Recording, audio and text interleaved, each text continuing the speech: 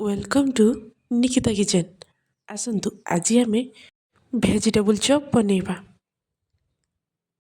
ଦେଖନ୍ତୁ ମୁଁ ଏଠି ସବୁ ଜିନିଷ ଗୁଡ଼ିକ ନେଇଛି।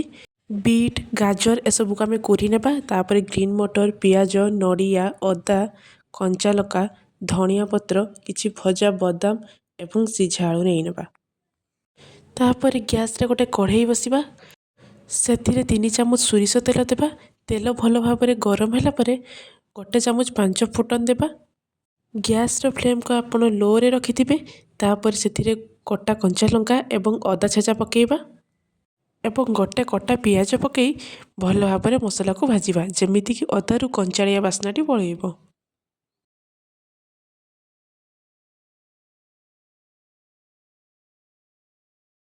ତାପରେ ସେଥିରେ କଟା ନଡ଼ିଆ ପକାଇବା। ଆପଣ ଚାହିଁଲେ ନଡ଼ିଆକୁ ପ୍ରଥମେ ଭାଜି ମଧ୍ୟ ସେମିତି ରଖିପାରିବେ।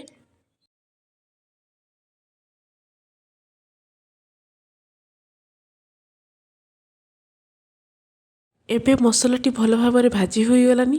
ତାପରେ ସେଥିରେ ଆମେ ବିଟ୍, ଗାଜର ଏବଂ ଗ୍ରୀନ୍ ମଟର ପକାଇବା।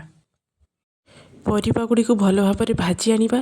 ତାପରେ ସେଥିରେ ସ୍ୱାଦ ଅନୁସାରେ ଲୁଣ, ଅଧା ଚାମଚ ହଳଦୀ ଗୁଣ୍ଡ, 1 ଚାମଚ ଜିରା ଗୁଣ୍ଡ, 1 ଚାମଚ ଧନିଆ ଗୁଣ୍ଡ ଏବଂ ଅଧା ଚାମଚ ଲଙ୍କା ଗୁଣ୍ଡ ଦେଇ ଭଲ ଭାବରେ ମସଲାକୁ କଷିବା।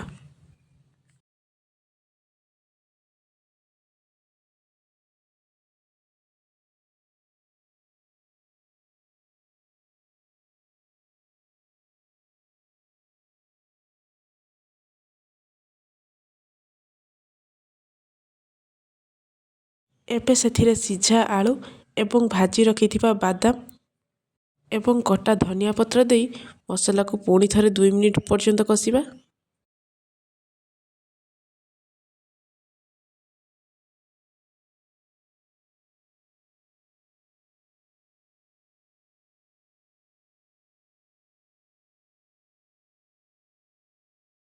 ଏବେ ଆମର ଭେଜିଟେବୁଲ୍ ଚପ୍ ପାଇଁ ପୁରା ରେଡ଼ି।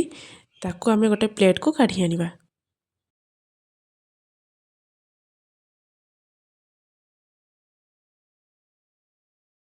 ତାପରେ ଗୋଟେ ବାଉଲରେ 2 ଚାମଚ ମଇଦା ନେବା।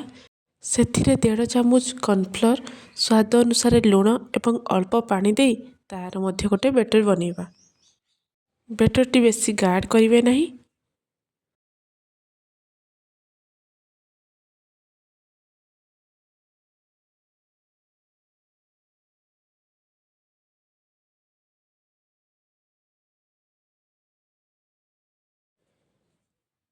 ଦେଖୁଛନ୍ତି ନା, ଏମିତି ପତଳା ବ୍ୟାଟରଟେ ବନେଇବା। ଏଇଠି ମୁଁ କିଛି ସୁଜିକୁ ଭଲ ଭାବରେ ଗ୍ରାଇଣ୍ଡିଂ କରି ନେଇଛି। ଆପଣ ଚାହିଁଲେ ବ୍ରେଡ଼ର ଗୁଣ୍ଡ ମଧ୍ୟ ନେଇପାରିବେ। ଚାଲନ୍ତୁ ଏବେ ଷ୍ଟଫିଂରୁ ଆମେ ଭେଜିଟେବୁଲ୍ ଚପ୍ ପାଇଁ ତାର ସେପ୍ ଦେଇଦେବା।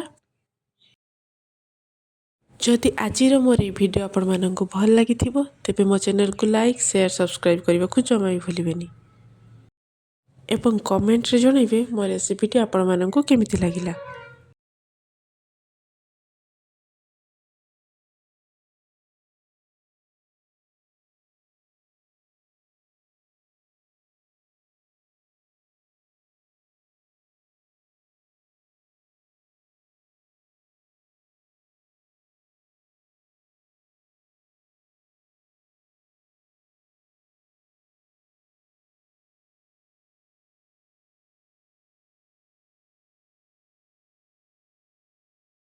ତାପରେ ସେଥିରୁ ଆମେ ଗୋଟେ ଚପ୍କୁ ନେବା। ଆମେ ଯେଉଁ ମଇଦା ଏବଂ କର୍ଣ୍ଣଫ୍ଲୋରର ବ୍ୟାଟର ବନେଇଥିଲେ ସେଥିରେ ପକାଇବା ଏବଂ ଚାମଚ ସାହାଯ୍ୟରେ ଆମେ ଭଲ ଭାବରେ ଚପ୍କୁ ଗୋଳେଇବା। ତାପରେ ବ୍ୟାଟରରୁ ଚପ୍କୁ ଆଣି ଆମେ ଯେଉଁ ସୁଜିକୁ ଗୁଣ୍ଡ କରି ରଖିଥିଲେ ସେଥିରେ ଆମେ କରିବା। ଚପ୍ର ସବୁଆଡ଼େ ଭଲ ଭାବରେ ସୁଜିକୁ ଲଗାଇଦେବା। ତାପରେ ପୁଣି ଥରେ ସେଇ ବ୍ୟାଟରରେ ପକାଇବା। ପୁଣି ଥରେ ଚାମଚ ସାହାଯ୍ୟରେ ଚପ୍କୁ ଭଲ ଭାବରେ ବ୍ୟାଟରରେ ବୁଡ଼େଇ ଦେବା ଏବଂ ପୁଣି ଥରେ ବ୍ୟାଟରରୁ କାଢ଼ି ସେଇ ସୁଜିରେ ପକାଇବା। ଏମିତି କଲେ ଚପ୍ଟି ଭଲ ଭାବରେ କ୍ରିସ୍ପି ହୁଏ ଏବଂ ଖାଇବା ପାଇଁ ମଧ୍ୟ ବହୁତ ଭଲ ଲାଗେ।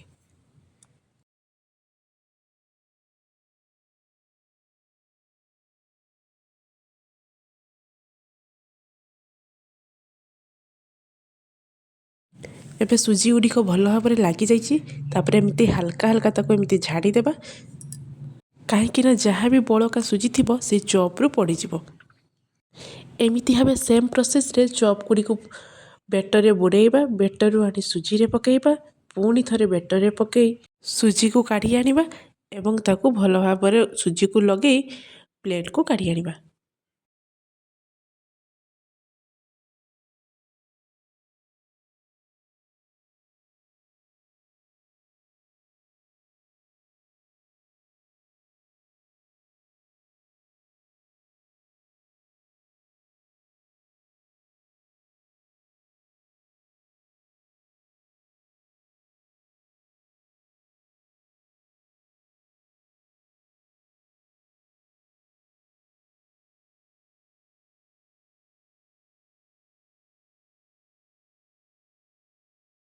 ଏବେ ଆମର ସବୁ ଚପ୍ ଗୁଡ଼ିକ ରେଡ଼ି।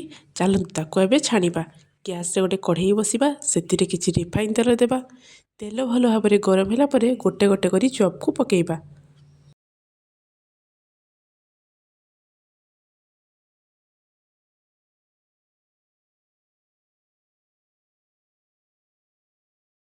ମଝିରେ ମଝିରେ ଚପ୍କୁ ଓଲଟାଇ ଦେବା।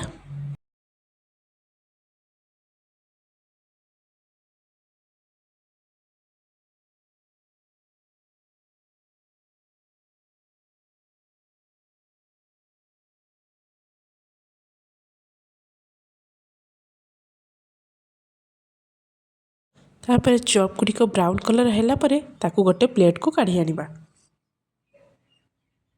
ଏବେ ଆମର ଭେଜିଟେବୁଲ୍ ଚପ୍ ରେଡ଼ି।